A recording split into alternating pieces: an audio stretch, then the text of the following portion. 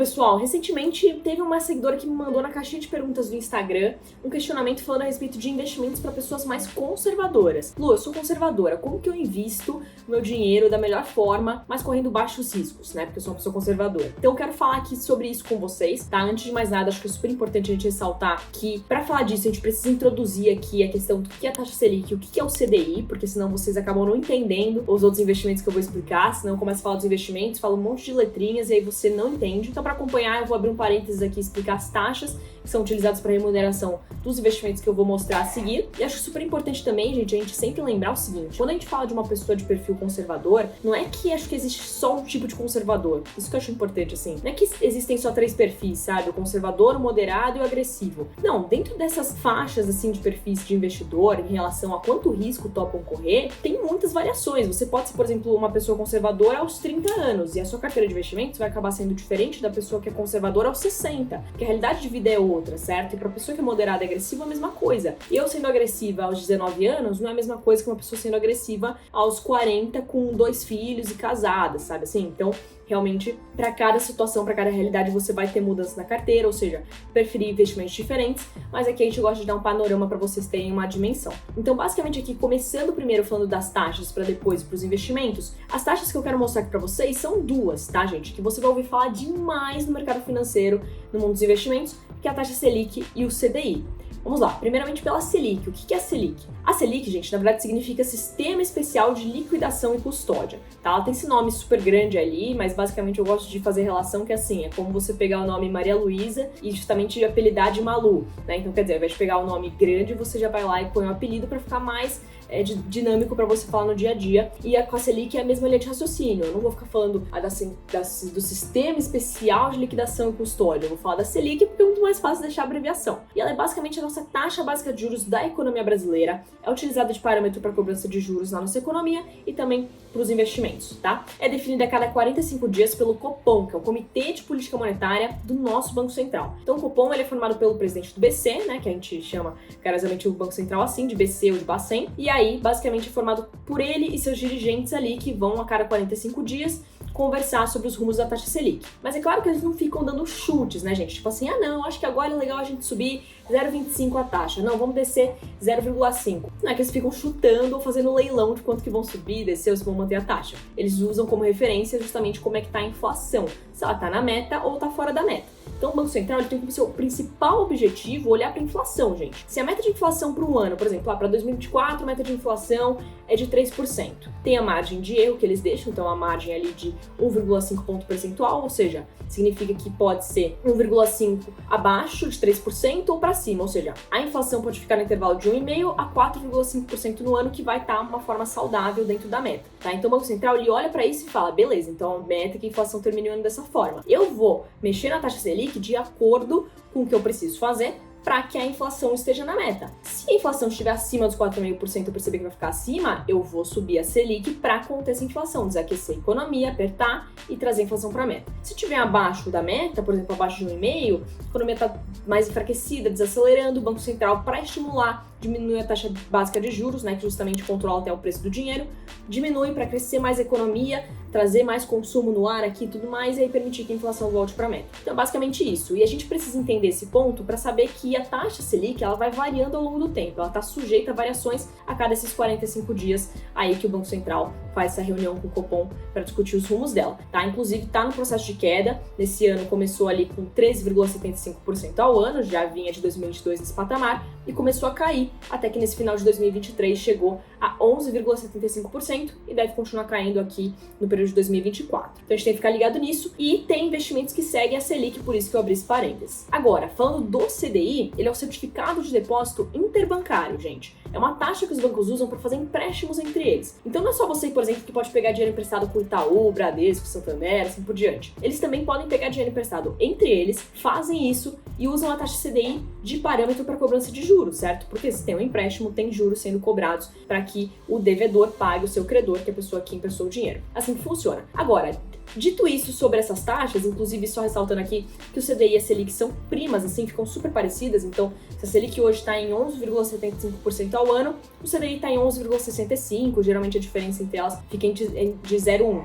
tá? Então, basicamente, ficam super próximas assim. Agora, falando tudo isso, a gente consegue passar, então, para os investimentos em si, para falar, assim, as opções para que você, conservadora, consiga aplicar o seu dinheiro. E que não seja na poupança, pelo amor de Deus. Por quê? Geralmente, quando a pessoa fala que ela é conservadora, quer investir com baixo risco e tal, ela fala, eu vou deixar aqui o dinheiro na poupança porque é mais tranquilo, eu não vou ter muita dor de cabeça e vai ficar ali rendendo. Só que a pessoa acaba não tendo a consciência de que está perdendo oportunidades muito melhores, que inclusive eu já mencionei em outros vídeos. Se quiserem, posso até refazer o vídeo para falar de novo porque a poupança não compensa, né? E só de ouvir falar investir na poupança já me dá até coceira, alergia, porque não dá, gente. Tem alternativas demais no mercado hoje, de uma forma super democrática. Eu gosto muito de pegar de exemplo que assim, eu falo, meu irmão que tem 14 anos tá investindo em algo que vai render, que rende mais que a poupança, né? Não é possível que você ali, pessoa, aliás, muito mais velha, às vezes com mais dinheiro, não vai conseguir acessar esse tipo de alternativa, ou você mesmo jovem não vai conseguir acessar. Hoje a gente teve justamente um processo ali que com o celular na mão agora você tem muito mais essa democratização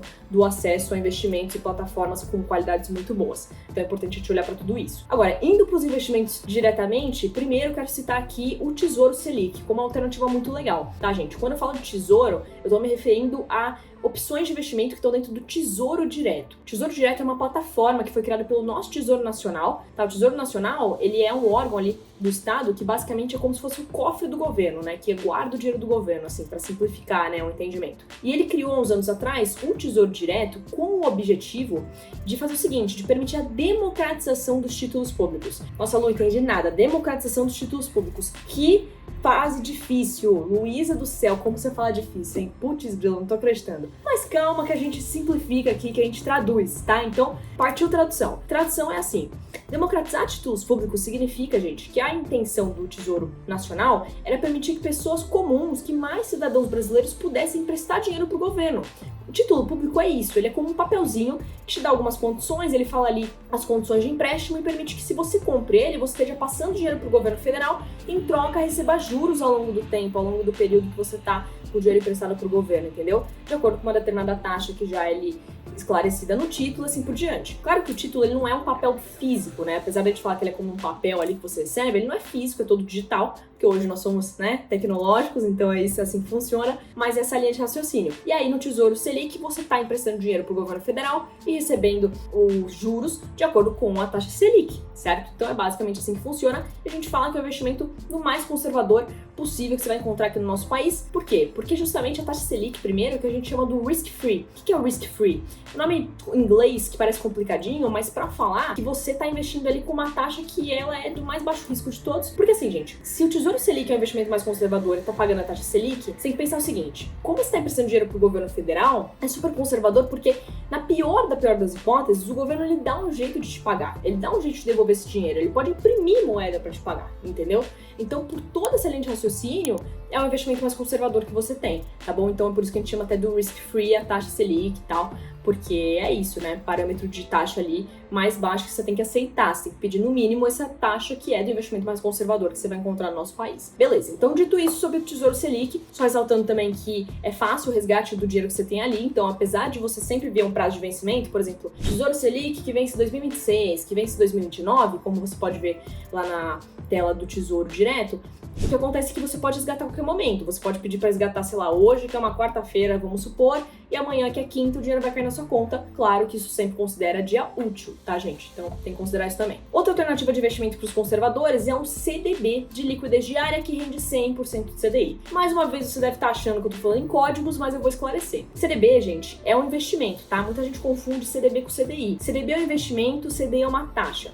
CDB significa Certificado de Depósito Bancário, que é o investimento que você empresta dinheiro para o banco e recebe juros em troca disso. E o CDI é a taxa que eu mostrei para vocês anteriormente, que é super parceira da Selic. Por que você tem que exigir, quando for emprestar dinheiro para um banco através do CDB, ganhar no mínimo 100% CDI? Porque o CDI já é uma taxa super próxima da Selic. Não faz o menor sentido você aceitar ganhar menos do que o total dessa taxa, porque senão você fica logo no Tesouro Selic que te paga tudo, né? Te paga a taxa inteira, e ainda com o baixíssimo risco que tem. Então, assim, para você tá aceitando emprestar dinheiro para um banco ali ganhando a taxa CDI, só se for no mínimo 100%, se tiver até mais, melhor ainda, tá bom? Então é basicamente essa linha de raciocínio. Agora, também hoje a gente tem várias alternativas ali em contas remuneradas. Por exemplo, você pode abrir contas lá no PicPay, tá? Lembrando que isso aqui nem é publi, gente, porque eu não sou patrocinado por ninguém, mas assim, eu dou os exemplos para que vocês saibam de fato onde procurar alternativas também, né? Então, por exemplo, no PicPay, eles têm uma conta remunerada. Você deixa o dinheiro na conta, automaticamente o PicPay é como se já estivesse emprestando dinheiro pro PicPay, né? Então, apesar do seu dinheiro aparecer ali parado, o PicPay consegue pegar seu dinheiro, emprestando, fazendo várias coisas com ele, vai ganhando mais e te paga uma taxa por você ter emprestado dinheiro pra ele. E aí ele paga 102% do CDI, se eu não me engano, não sei se ainda estão pagando, acho que estão pagando por aí ainda, pelo menos no momento que eu tô gravando esse vídeo, então você consegue ter essa remuneração e aí você pode usar à vontade também o dinheiro como quiser, por exemplo, ter o cartão lá do PicPay. Se você tem R$50 na conta remunerada, ele tá rendendo, mas você pode gastar o dinheiro normalmente se você quiser também, tem esse ponto, tá? E também, olha que interessante, se a gente for ver até mesmo a 99 táxi, pois é, gente, não é que você só pode pedir ali, tipo, Uber pela 99. É louco falar Uber pela 99, né, que é concorrente, mas vocês entenderam? Você não só pode pedir justamente o carro de aplicativo ali pela 99, mas também usar 99 Pay para você deixar um dinheiro na conta remunerada deles, que até R$500 que você deixa investido rende 220% do CDI, passou de R$500 rende 100% do CDI essa quantia, mesmo assim é um super investimento legal aí também de se pensar. Eu tinha deixado dinheirinho lá na 99, é uma coisa bem legal. Meu namorado que tinha comentado muito comigo isso esse ano, né, o João, não sei se você vai assistir esse vídeo, talvez sim, talvez eu enfie ele aqui pra assistir, enfim, mas ele vai saber que eu peguei a referência dele com relação a isso, que ele tinha me dado essa orientação aí, é bem legal.